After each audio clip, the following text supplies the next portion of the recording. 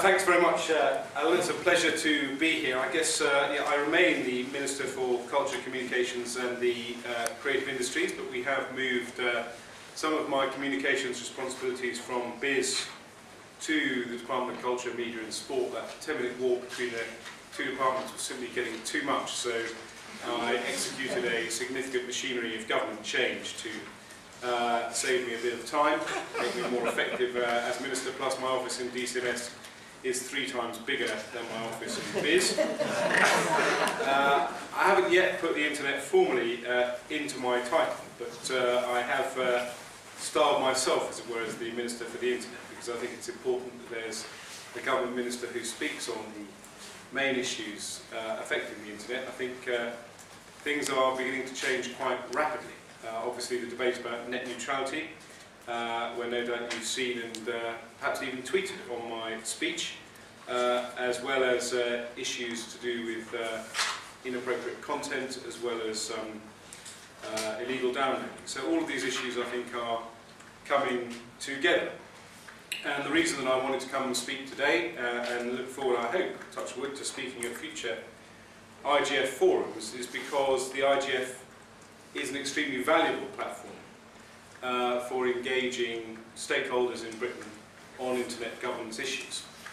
It informs government policy here in the UK, but it also informs government policy across the globe, and it sets the scene for the kind of innovation, commercial decisions and business planning that are going to bring about even greater opportunities for economic growth and social welfare by way of the internet.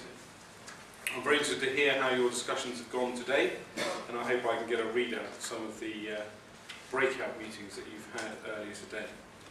And as I indicated, I think we're meeting at a time of critical change for internet governance. We all know the big issue that was at stake last year, and I'm glad to say, after a month of hard negotiations in New York, with the UK and the Belgians standing once again side by side, the Belgians holding the presidency of the EU, we sustained the multi-stakeholder model for internet governance, with the UN General Assembly deciding to renew the mandate for the global IGF for another 5 years. So I think that is very good news. The multi-stakeholder approach to internet governance was endorsed after controversial debate at the ITU's plenipotentiary conference in Mexico last October. We sent our top man out there, Nigel Hickson. I think he spent 4 weeks there negotiating hard on the issue. It's had such an effect on him that he's come over to DCMS. With an explicit commitment for the ITU to consult other organisations on internet global policy matters, including ICANN, in respect of the management and coordination of the domain name system. And that was, I think, a pretty significant change in the ITU's position. I know that we felt that we were going to have a hard battle and that we would have to move the ITU quite a long way, and I think we did that. And it also, I think, very importantly demonstrated that cooperation, rather than confrontation and rivalry, was the best way forward, and is the best way forward in terms of preserving the bottom-up system of governing the internet. So we've all got to work from now on to make what we've achieved a reality. And that requires commitments from the ITU to reach out, but it also requires us to reach out to the ITU. It's what the UN calls enhanced cooperation, and it was envisaged in Tunis at the World Summit that governments would use relevant organisations like the ITU, ICANN, on an equal footing to carry out their roles and responsibilities in international public policy issues according to a set of public policy principles. And for us in the UK, the essential principles are absolutely clear.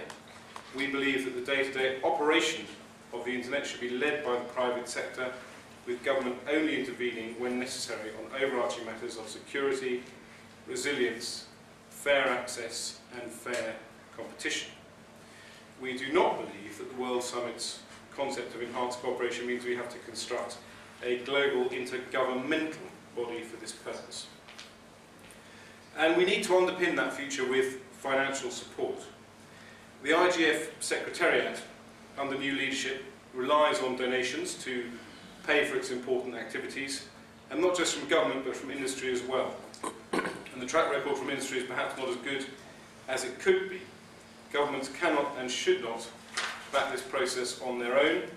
The internet is a global resource available for business and civil society, and business needs to step up to the plate to support the IGF to ensure that this valuable resource continues to evolve and develop efficiently and effectively. So that is one of my key messages to businesses in the room today: help the IGF through funding the operation of its independent secretariat. The theme of the Vilnius IGF, where many colleagues from the House of Commons were present, was about developing the future together, and it's a highly relevant theme as we look forward to the next IGF in Nairobi.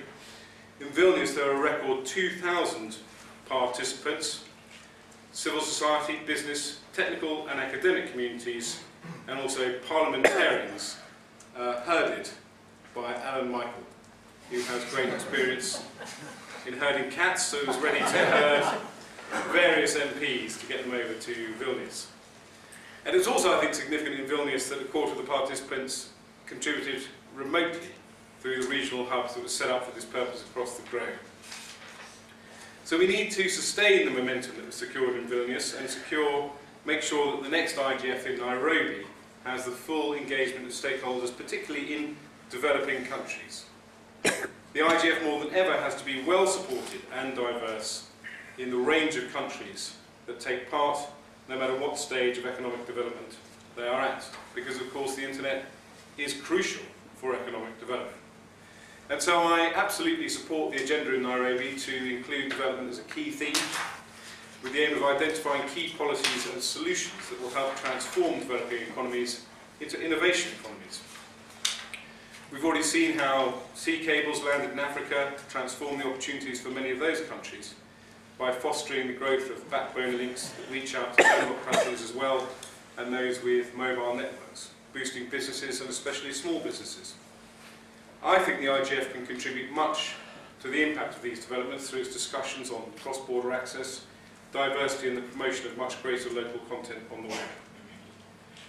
Critical for the success of the IGF's discussions on entrepreneurship and business creation in the global economy is the engagement of young people, the up-and-coming generation of innovators and users, what we might call the digital natives. Their presence in Vilnius was just the start, and I know that the organisers of the Nairobi IGF look for the engagement of young people to be a very strong theme this year, and that is absolutely right. We can learn much about their expectations of the internet and in how they use technology.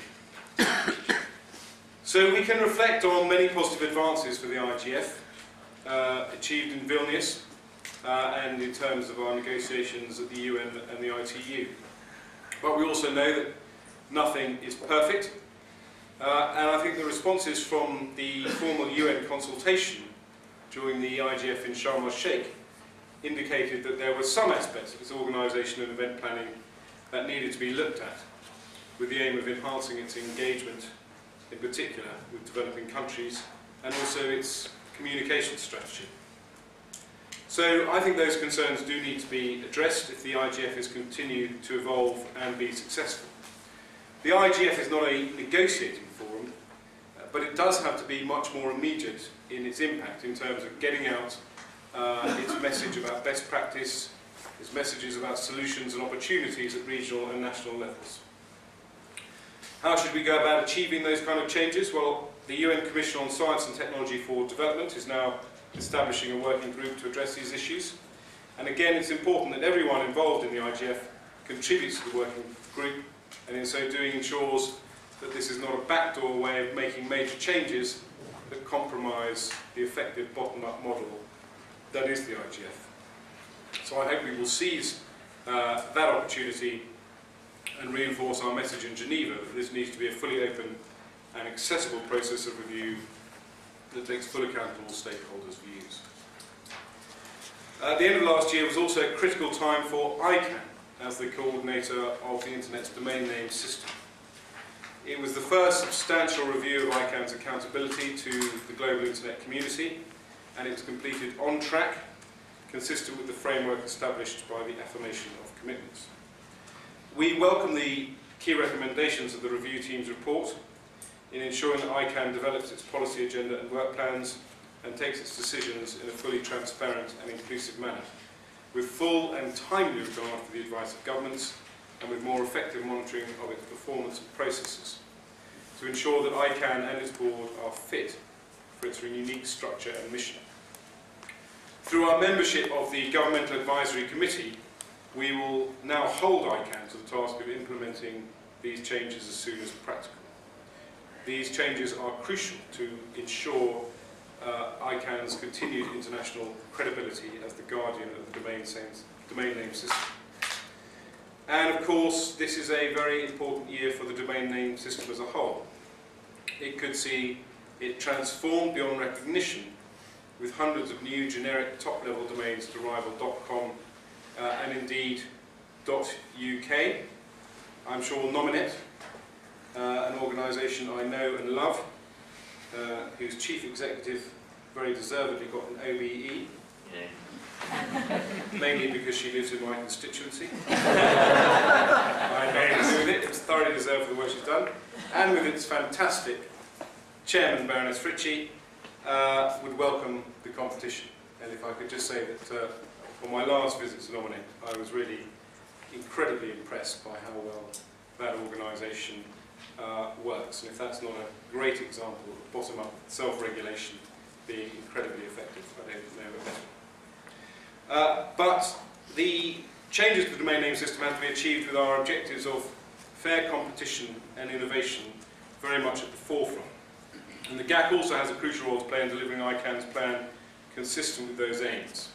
The benefits for business, for consumers, for users, the global information economy as a whole outweigh the costs that such a radical change inevitably creates. In particular, we realise it's going to be a tough call for major global brand owners, and that is why the GAC's meeting with ICANN in Brussels at the end of February is crucial to ensure the mechanisms designed to mitigate the risks of increased cyber squatting and fraud are robust and fair and don't impose too big a burden on business.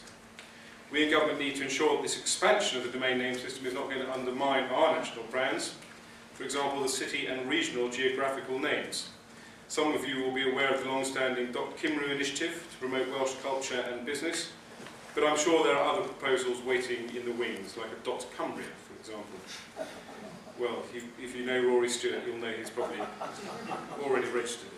With this in mind, the GAC has successfully secured a role for governments in scrutinising and approving such proposals to ensure there are no obvious risks. The complexity of the new generic top-level domain names initiative, technically and administratively, shows that governments alone cannot decide on such radical initiatives. It's been a long road since the Paris meeting in 2008, which pressed the button to develop the programme for launching a fully open round of invited proposals for new generic top-level domain names. We in government don't have the tools to deliver such a programme, and it's a true multi-stakeholder task. And it can only succeed, in my view, in an open, private sector-led framework, such as that provided by ICANN, with ready access to technical and legal experts in many jurisdictions who have a deep knowledge of the internet, and to policy advisors from all regions, and to those internet communities developing the non-Latin script domains that will promote greater access and cultural diversity on the web. And crucially, to the security experts who are best able to keep pace with criminal practitioners in the global fight against criminal abuse and cyber threats.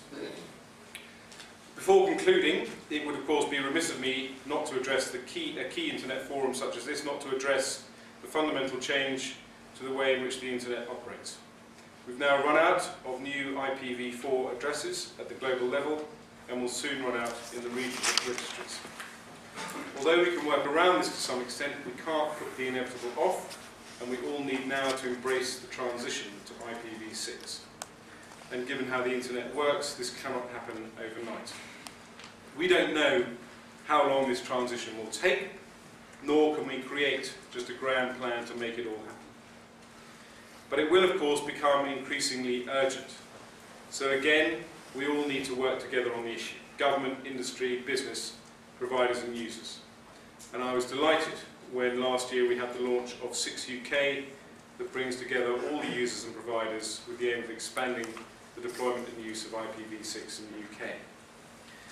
So it's a busy agenda in internet governance at the moment, and the month ahead will see another critical issue for many countries: the future of the US government's IANA contract for implementing changes to the root zone file of the DNS. In the ITU, there will be a further regulatory summit in 2012. I don't know where it's being held, Nigel, but I'm sure you'll be there. That could decide on global regulations on such issues as internet connection fees, spam, and security.